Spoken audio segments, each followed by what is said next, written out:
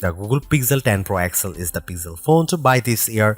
The Pixel 10 Pro can match the Pro XL on the most important features, but the benefits of the larger display, along with a couple of features that are simply better on the XL device, make the Pixel 10 Pro XL my favorite of the new Pixel family, and the phone I would recommend first but not last.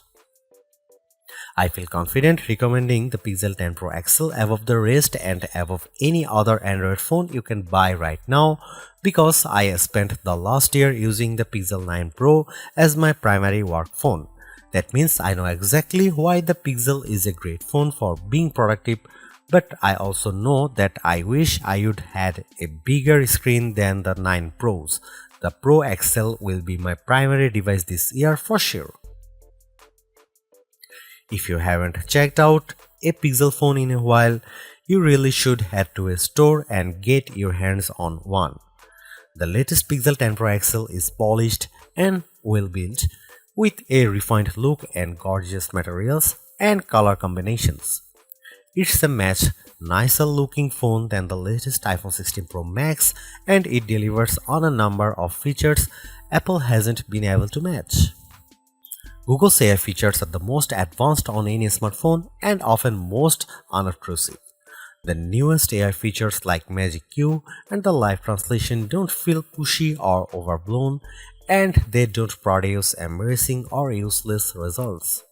Google is pushing AI into the background as a silent helper where it should be. Of course, all of the new Pixel 10 series phones have Google's advanced new AI features like the live translator that not only converts your language into another tongue, it also speaks with a voice that sounds remarkably like yours. That may sound alarming from a privacy viewpoint, but Google says this processing happens on the Pixel 10 Pro XL and not on a distant cloud computer, so your conversations and your voice should be safe. So what makes the Pixel 10 Pro XL so special, the best of the Pixel 10 bunch? First of all, Google's Pixel displays, so-called Super Actua displays, are among the best you will see on any smartphone. These screens are bright and colorful and very sharp. When the screen is this good, I want as much screen as I can get, so I prefer having the larger XL display at 6.8 inches. It's 0.5 inches bigger diagonally than the Pixel 10's display, and that equals 13 square centimeters of extra screen space. The Pixel 10 Pro XL also has the largest battery of all the new Pixel phones, and that equates to the longest battery life, both in my real-world testing and our battery rundown test. It wasn't a massive difference. The Pixel 10 Pro XL only lasted an hour longer than the Pixel 10, still every bit helps. The Pixel 10 Pro XL also charges faster than any other Pixel 10 device, whether you are charging wirelessly or with a USB-C cord. If you have a 45-watt charger, the Pixel 10 Pro XL can charge that fast compared to the 30-watt charging on the other two Pixel 10 phones.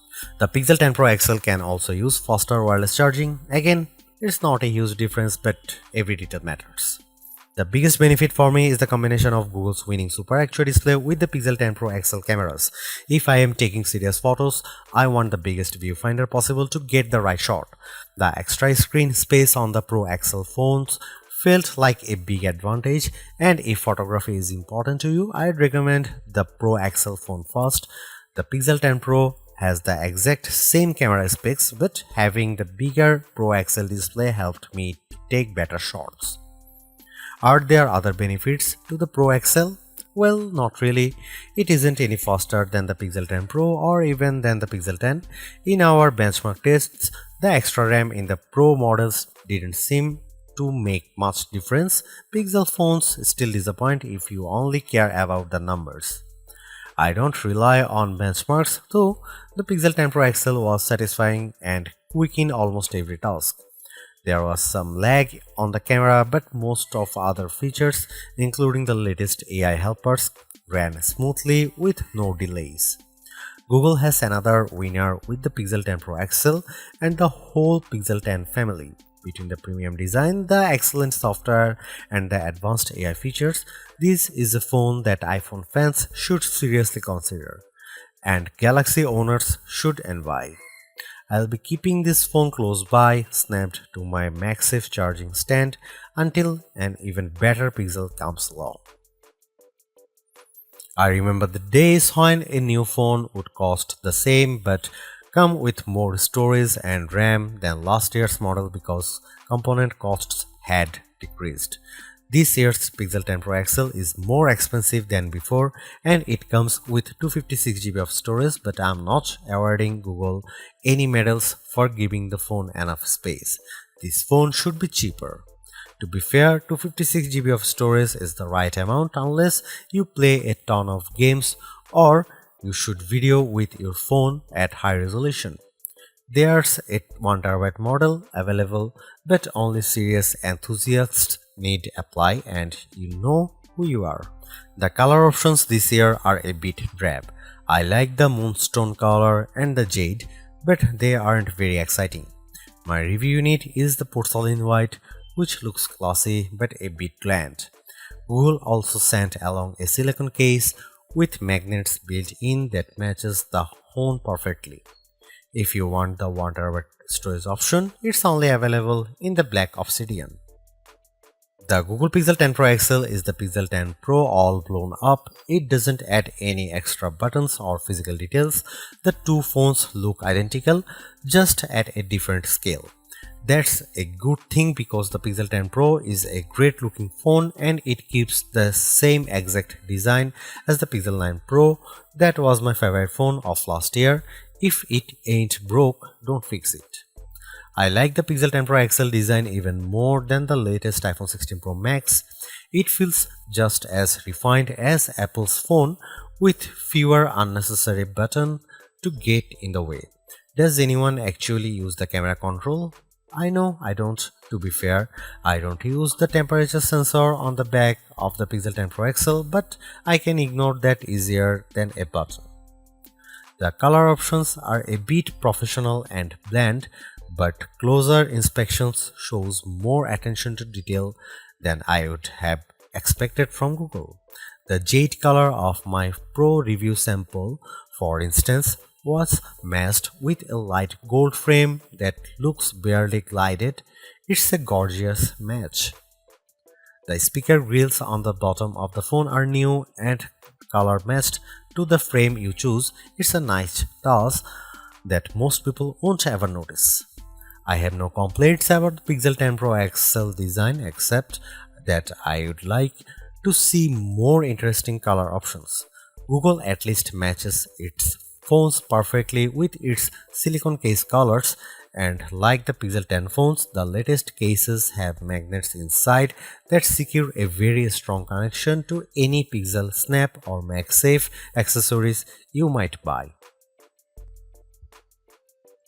Wow, I was expecting to be pleased with the Pixel 10 Pro XL's display, but this phone somehow looks even better than I anticipated. Google's Super Actua displays are among the best you will find on any smartphone. For the past few years, Google's new Pixel displays have been dominant, topped only by Samsung's best Ultra screen, and this year hasn't been disappointing at all. The Pixel 10 Pro XL is a joy to use in any situation. It's great in outdoor light, even for shooting photos or reading my social feeds. It's perfect for navigating in the car or on the street. It's a great phone for reading in the dark late at night or as a bedside lamp with the Pixel Snap screensavers. In fact, I like this display so much that I think it justifies paying more to have more of it. The Pro XL is the Pixel to buy not just because it has a bigger screen, but because the screen is so enjoyable that I want to have as much of it as possible. Whether I'm watching videos, taking photos, or playing games, the Pixel 10 Pro XL display is my favorite on any smartphone I own. The Google Pixel 10 Pro XL highlights Google's clean and well-designed interface. I love the Material 3 expressive interface design, as Google calls it Pixel version of Android. It's friendly without feeling cartoonish, and it packs plenty of useful widgets and tools that are easy to manage and don't hog my attention. With so much screen space, it was a joy to create AI wallpapers and populate my home screen with Google's sleek widgets. I let the phone set all of my icon and widgets colors to match my wallpaper, creating a unified theme, and the phone darkened the colors as the day went on, finally flipping to dark mode after sunset. That's the best of Pixel, a well-designed interface filled with just enough useful features to make the phone a tool you always want in your pocket.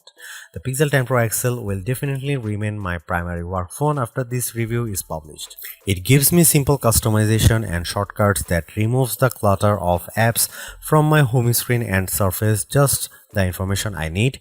I wish iOS was better at this. The Pixel 10 Pro XL also has some of the most useful AI features you'll find on a phone, and I am a big fan of Google's call screening tools. I can let Google AI answer when an unknown number calls, and it will give me a text transcript of whether my caller says, then I can decide whether to answer the call or not. This feature is only available on Pro Pixel models, and it's worth the upgrade if you take a lot of calls. Apple lets you make a contact card for yourself that will accompany your phone number when you share your details. Google lets you make the contact card for your contacts instead of having them do the work. That seems like a better solution since not everybody owns an iPhone and Apple's contact card don't work across platforms.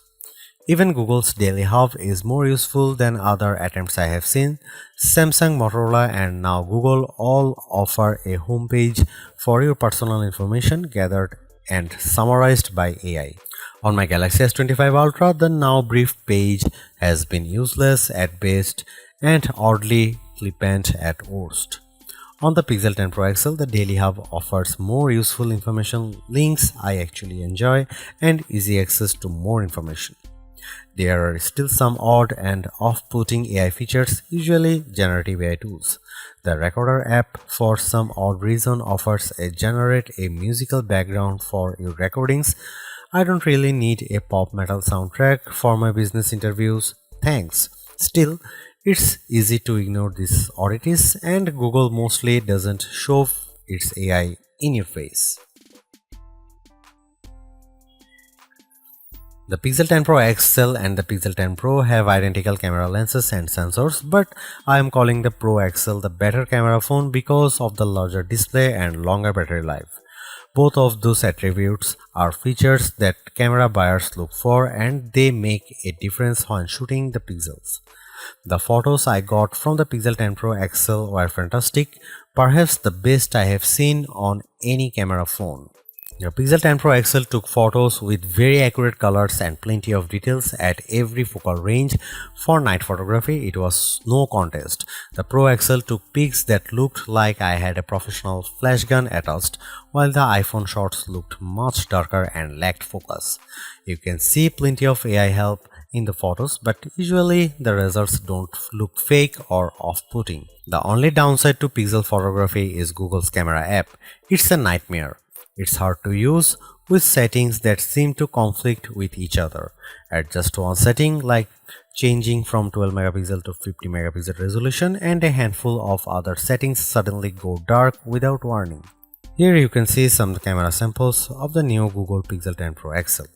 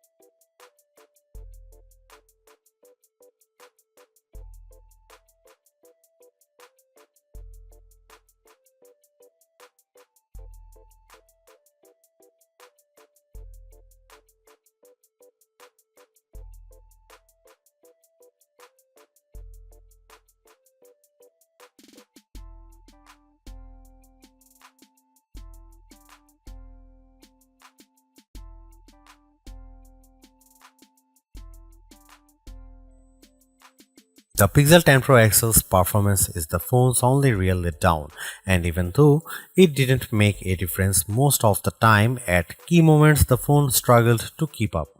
The gap between Pixel performance and the rest of the smartphone world isn't shrinking, it's getting bigger and uglier every year. The Pixel 10 Pro XL had no trouble navigating the Android menus and launching apps as quick as can be, but not every feature was so smooth. I had trouble in the camera app, especially when I changed to the higher 50 megapixel resolution.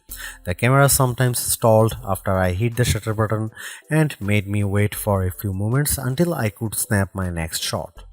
That's a huge disappointment, and I don't know any other phone outside cheap bargain options that fails to perform basic tasks this manifestly. I can press the shutter button on my OnePlus 13 as fast as my finger can fly, and it never misses a beat, likely thanks to the Qualcomm Snapdragon 8 Elite chipset inside.